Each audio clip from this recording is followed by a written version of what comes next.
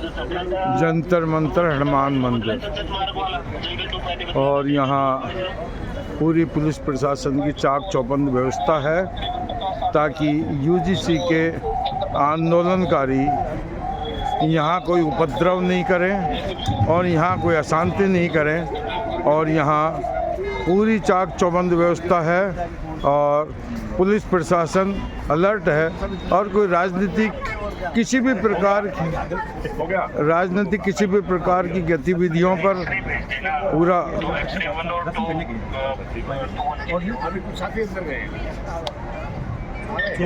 ये हैं doctor CP Gupta ji, Hanuman ji के भोग लगा के आए, राष्ट्रीय स्वर्ण दल के राष्ट्रीय संयोजक। और ये हैं डॉक्टर आरसी गुप्ता जी, राष्ट्रीय स्वर्ण दल के राष्ट्रीय अध्यक्ष, यहाँ बैठे हैं। और ये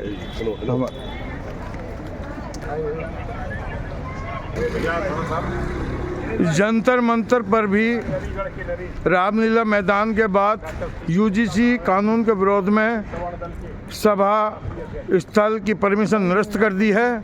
और अब दूर दराज अनेकों प्रांतों से अनेकों संगठनों के आए हुए लोग इस राजीव चौक पर जंतर मंतर के आसपास इधर उधर अपनी आगे की रणनीति तैयार कर रहे हैं। अभी हम थे हनुमान मंदिर पर, जहां अभी कुछ पुलिसकर्मी पहुंच गए थे और उन्होंने तुरंत देखता ही कि राजनेतागिरी करने वाले लोग हैं, वहां से भी हमको उन्होंने कहा कि आप यहां से जाइए वरना अभी आपकी गिरफ्तारी होगी। ये राजनीतिक स्थल नहीं है, ये हनुमान जी का मंदिर है, सिर्फ हाथ जोड़ो, प्रसाद चढ़ाओ और यहाँ से आगे निकलो। तो ये प्रशासन की तानाशाही स्वीकृतियाँ देकर आंदोलन की और उनको अचानक बंद करके लोग कई जिले प्रांतों से चल दिए अनेकों संगठन, और वो यहाँ इधर उधर सड़कों पर भटके घूम रहे हैं और पुलिस प्रशासन अपनी मनमानी कर रहा है। इस वक्त हमारे साथ हैं राष्ट्रीय स्वर्ण दल के राष्ट्रीय अध्यक्ष भाई आरसी गुप्ता जी। आरसी गुप्ता जी, क्या कहना चाहेंगे आप इस सरकार की इस रवैये, इस नीति को लेकर के? भाई सरकार इसका मतलब कायर है, जो हमारा संवैधानिक लोकतांत्रिक अधिकार है कि हम कम से कम अपना विरोध तो जगत कर सकें, वो विरोध करने में भी रुकावट पैदा कर रही है। तो ये भी सिद्ध करता है कि वो जो है डरी हुई है सरकार, क्योंकि उसने स्टेप ऐसा उठा लिया है कि जिसको वो खुद जो है सपोर्ट नहीं कर पा रही है। परंतु हम सब लोगों को एकत्रित रहना है और अभी तो ये शुरुआत है, अभी तो और पता नहीं कितने इनके आदेश लंबित हैं, कॉन्स्टिट्यूशन अमेंडमेंट तक की बात की जा रही है। तो परंतु सबसे बड़ी कमी तो जो है अक्सर की तरह से यही दिखाई देता है कि सवर्ण एक नहीं है। हम लोग उनको जागरूक करें, उन्हें बताएं कि ये गवर्नमेंट क्या क्या कर रही है, और तभी जो है हम अपने किसी मिशन में सफल हो सकते हैं। गुप्ता जी, जब हम देखते हैं कि एक मार्शल कौम जैसे गुजरों ने रेलवे ट्रैक उखाड़ दिए, रेलवे बंद कर दी, कितने दिनों तक बंद रहा, तब ये शासन प्रशासन कहाँ जाता है? और जो हम एक वैधानिक आंदोलन करके संवैधानिक तरीके से जो हमारे साथी चेतावनी देना चाहते हैं, काले कानूनों के प्रति सरकार को जगाना चाहते हैं, और ये सरकार स्वीकृति देकर भी निरस्त कर रही है, इस तानाशाही का क्या परिणाम सामने आएगा? क्या कहना है आम जन की, क्या भावनाएं हैं और इसका क्या फर्क पड़ेगा? भाई, हम लोगों की कमजोरी यही तो है ना कि हम रेल नहीं रोक सकते, सड़कें नहीं रोक सकते, हम आगजनी नहीं कर सकते, इसलिए जो कुछ मर्जी करो। बस वही स्थिति, जहाँ हमारे लोग जा रहे हैं, अभी हनुमान जी के मंदिर पर गए तो वहाँ से भी कहा यहाँ से भी तुम चल जाओ, तुम नेतागिरी करना है, हमको पता है। 3 बसें भर के भेज चुके हैं। और ये हमारे त्रिपाठी जी, हाँ त्रिपाठी जी, आप कहाँ से बता रहे हैं और क्या कहना चाहेंगे? अवधेश कुमार मिश्रा, राष्ट्रीय समानता मोर्चा संयोजक, गोरखपुर से आप आए हैं और क्या व्यवस्था देख रहे हैं, क्या मनमानी तानाशाही है, क्या कहना चाहेंगे? सुबह हम लोग गए थे जंतर मंतर पे, हमारा पूर्व नियोजित कार्यक्रम है, पूर्व निर्धारित कार्यक्रम है, जिस कार्यक्रम में अनिल मिश्रा जी की नेतृत्व में यह कार्यक्रम है। वहाँ हम लोग जब गए हैं तो वहाँ पहुँचते ही बसों में भरना शुरू कर दिया है। जितने बस में भर गए हैं लोग, उतने लोगों को ये पहले लेकर के चले गए और उसके बाद अभी हम लोगों को थोड़ी देर पहले भगा दिया गया। हम लोग हनुमान मंदिर पे आए, हनुमान मंदिर पर भी ये लोग नहीं बैठने दे रहे हैं। फिर वहाँ अभी पता चला है कि 2 बसें जो हमारे बाहर के लोग आए हुए हैं, 2 बसें भर करके ये अभी अभी फिर पुलिस ने भेजा है। हमारा कार्यक्रम ये नहीं करने दे रहे हैं। यह पूरी तौर पर सरकार की कायरता है, सरकार की विफलता है कि जो अपनी सुरक्षा व्यवस्था हमारे कार्यक्रम में नहीं लगा पा रही है।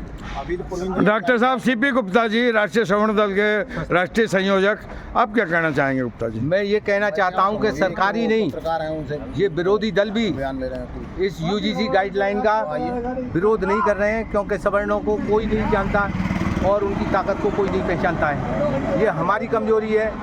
हमारे सवर्ण विधायक, सांसद जो प्रतिनिधि हैं, जनप्रतिनिधि हैं, वो भी इस मामले में कुछ नहीं बोल रहे हैं। तो हमको सवर्णों को एक होना पड़ेगा और हमें अपनी ताकत दिखानी पड़ेगी।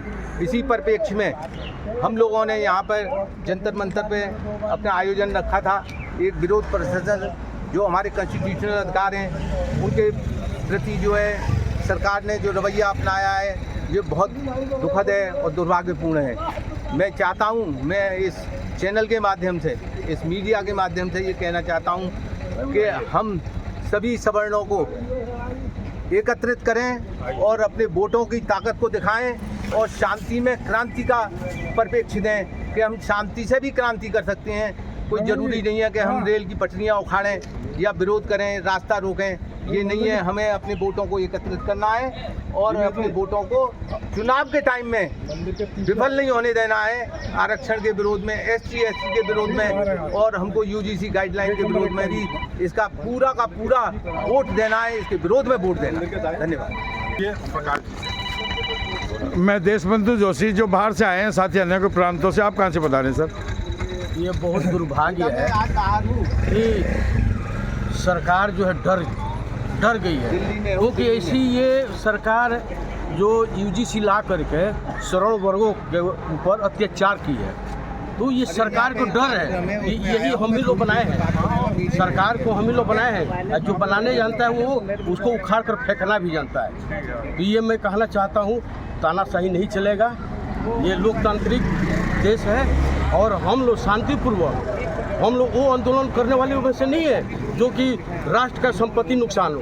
हम लोग वो जो श्रवण वर्ग है जो कि राष्ट्र के लिए हम लोग अपना खून पसीना शुरू। लेकिन सरकार ये राष्ट्र की भाषा को नहीं समझ रही है, शायद उन्हीं की भाषा को समझती है जो पटरियां उखाड़ते हैं। क्या मानना है आपका? अब ये सरकार को भी समझना पड़ेगा। जब चुनाव आएगा ये समझ जाएंगे, जो बनाया है वही उखाड़ कर फेंकने भी जानता है। इनने सोच लिया है कि सवर्ण बटा हुआ है और सवर्ण हमारा गुलाम है, मर पिट के बेइज्जती करा के भी हमें वोट देगा। भाजपा का ये अंदेशा है, भाजपा का ही मानना है। यही जो है सरकार की भूल है, सरकार की यही भूल है जो कि सोच रही है कि श्रवण वर्ग सोए हुए हैं और श्रवण वर्ग जाग चुके हैं, क्योंकि सवर्ण जाग चुका है और इनको भविष्य में सबक सिखा। आपका शुभ परिचय और क्या कहना चाहेंगे सर? नोटा प्रभारी सुधाकर तिवारी फ्रॉम गोरखपुर से आया हूँ। मेरा 12 साल से कंटिन्यू कार्यक्रम सिर्फ आरक्षण और SC ST एक्ट के खिलाफ है और मैं देशवासियों से, सामान्य वर्ग के सभी लोगों से, अनारक्षित वर्ग के लोगों से अपील करता हूं कि जिस तरह से 2.25% नोटा होने के बाद में 3 राज्यों में, राजस्थान, मध्य प्रदेश, छत्तीसगढ़ में भाजपा ने शासन गवाही थी, उसी तरह से यूजीसी ला करके सामान्य वर्ग को जो पहचान किया जा रहा है, उनके बच्चों को कैद किया जा रहा है। शिक्षा के माध्यम से बाहर जाते थे, बाहर आउटर साइड में निकल जाते थे, लेकिन FIR दर्ज हो जाने के बाद उनका भविष्य खतरे में पड़ गया है। अतः मेरा निवेदन है सामान्य वर्ग से, जिस जगह पर आरक्षण, यूजीसी, SC ST एक्ट विरोधी उम्मीदवार हों उन सीटों पर वोट दीजिए और आरक्षित सीटों पर जहां पर उम्मीदवार न हो सिर्फ नोटा का सामान्य वर्ग उपयोग करें। धन्यवाद। अंतिम विकल्प नोटा। हम देशबंधु जोशी, अलवर राजस्थान से तीसरी आंख मीडिया की ज्वाला से कवरेज करते हुए ये शासन प्रशासन की, केंद्र सरकार की नाकामयाबी है और उन्हें डर है, भय है और इसीलिए वो इस आंदोलन को कुचल देना चाहते हैं और दी हुई स्वीकृतियों को भी इस तरह का भय है कि शायद नहीं लगता कभी स्वीकृति दे के भी निरस्त करती हो। लेकिन हमारी यूजीसी के विरोध में जो आंदोलन हो रहे, कल इन्होंने रामलीला मैदान की स्वीकृति निरस्त की, लोगों को, नेताओं को डिटेक्ट किया और अब ये जंतर मंतर की भी इन्होंने निरस्त कर दी है। और हाँ भाई साहब, क्या कहना चाहेंगे, आपका शुभ परिचय? मैं संतोष कुमार मिश्रा। हम लोग यही यूजीसी रोल बैक के लिए आए हुए हैं।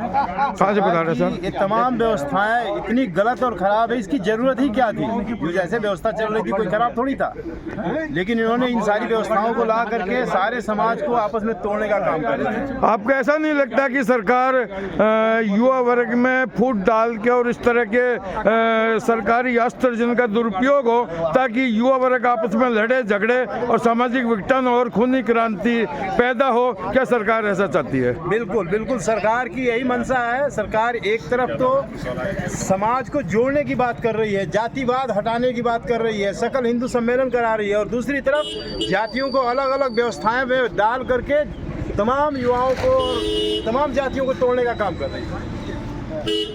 ये हम जंतर मंतर हनुमान मंदिर के पास, क्यों शासन प्रशासन ने बहुत तगड़ी पाबंदी की हुई है और हम इधर भाई लोगों के विचार जान रहे हैं कि मीडिया के माध्यम से हम चाहते हैं कि लोग जो आए इतने प्रांतों से दूर से, उनके विचार इस मीडिया के माध्यम से लोगों तक पहुंचे, हमारी आवाज़ पहुंचे और लोग देश जगे और ये सरकार को सद्बुद्धि मिले। देशबंधु जोशी, हाँ सर, आपका शुभ परिचय, क्या कहना चाहिए? मैं विपुल कुमार, अधिवक्ता दिल्ली हाईकोर्ट से हूँ। मैं ऑलरेडी बीजेपी का भी मेंबर हूँ। मैं इसके होने के बावजूद भी मैं इसका विरोध कर रहा हूँ। इन्होंने यूजीसी को जो लाया है वो बहुत गलत कानून है। जो भी लोग इसके मेंबर रहे होंगे उन्होंने इस चीज़ को अच्छी तरह से सोच समझ कर नहीं लाया इसको। मैं बता दूं कि क्या आरक्षण कम था? क्या आरक्षण 50 वर्षों से चला आ रहा था, उससे काफ़ी हरास हो रही थी बड़े कास्टों का। दूसरी बात, SC ST एक्ट, हरिजन एक्ट, ये सब कम था क्या कि उन्होंने ये यूजीसी एक्ट लाया?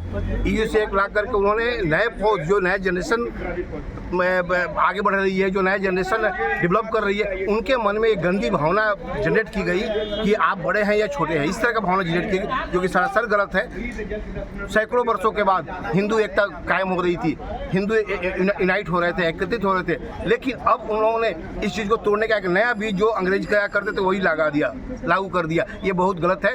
मैं तो कहता हूँ कि मोदी जी इस चीज़ को सुधारें। गलती हो जाती है। आप कह रहे थे भाजपा का मैं सदस्य हूँ, थे या हैं?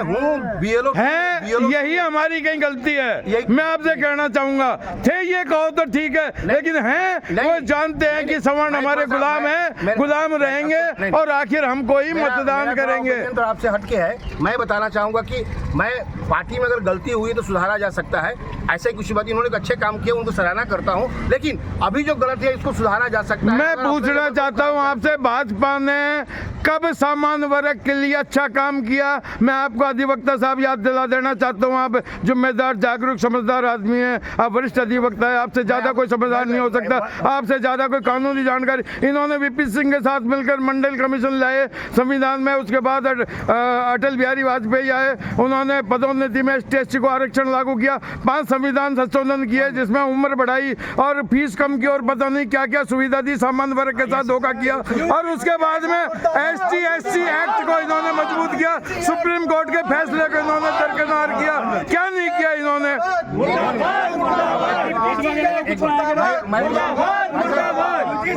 मुर्दाबाद।